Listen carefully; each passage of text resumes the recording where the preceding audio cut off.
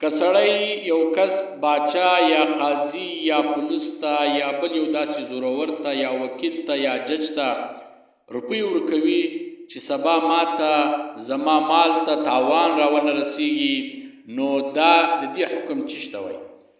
رشوت ته که نه ده؟ نو رابسو کتابو ته، نو هکې داسې لیکلی دي که سړی باچا یا قاضي یا پولیس ته یا وکیل ته یا بل جج ته رشوت د پیسې ورکوي چې دا زما مال ته یا زما ته یا ځان ته نقصان راونه رسیږي، دا په اصل کې رشوت ده. خو رشوت ته ورکوونکي ته صحیح ده، جائز ده، اخیستونکي ته صحیح نه ده، حرام ده. ورکوونکو ته په دې وجه صحیح ده، خو رشوت خدا لیکن هغه ته جایز ده، ځکه هغه مجبوره ده، یا د ځان د ډاره یا د مال د نقصان د رسېدو له وجې وایي ما ته نقصان راونه رسیږي یا میزان ته نقصان راونه رسیږي، نو دا پیسې ورکوي. رشوت ده لیکن هغه دپاره جایز ده. لیکن کم څوک چې اخلي، که هغه قاضي وي، که باچا وي، که وکیل وي، که پولیس وي، که هر څوک وي چې داسې رشوت اخلي، هغه دپاره حرام ده. لکه څنګه چې بحرایق کې صفحه نمبر 441 جلد نمبر 6 په دې کې لیکلي دي الرشوة على وجوه 4 ومنها إذا دفع الرشوة خوف على نفسه وماله فهو حرام على أخذ غير الحرام على الدافع.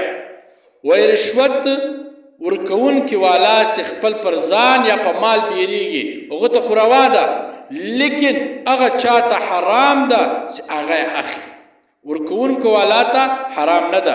دغه رقم فرد المحتار کې لیکلی دي اذا دفع الرشوة خوف على نفسه او ماله وهذه الرشوة حرام على اخذ غير الحرام على الدافع. دغه رقم چې څوک د خوف په دوام ورکوي چې ما پرېږدي دوام رشوت ورکوي، خو هغه ته جایز ده، لیکن اخیستونکي والا ته جرم ده، هم په قانون کې او هم په شریعت کې او هم الله جل جلاله ته د مجرم ده، حرام ده. اخیستونکي والا ته حرام ده، لیکن ابل لمجبورا لخوفه لویره ورکوي چې زما مال ته نقصان نه راورسیږي، ما ته نقصان نه راورسیږي، هغه ته جایز ده، لیکن اخیستونکي والا ته جایز نه دي. نو دا په دغه کتابو کې دا مسله راغلی ده، دا ستا موجود ده.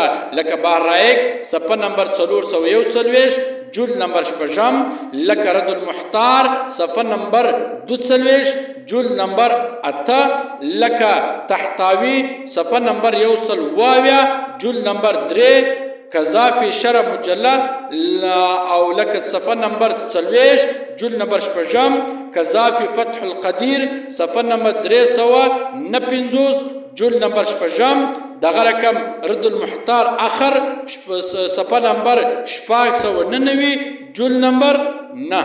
په دغه کتابو کې داسې راغلی ده چې څوک لویرې لمجبوري لخوفه چاته پیسې ورکوي، که قاضي وي، که باچا وي، که وکیل وي، که جج وي، که پولیس وي، یعنی دا ورکوي، دا رشوت ده، خو دته جایز ده.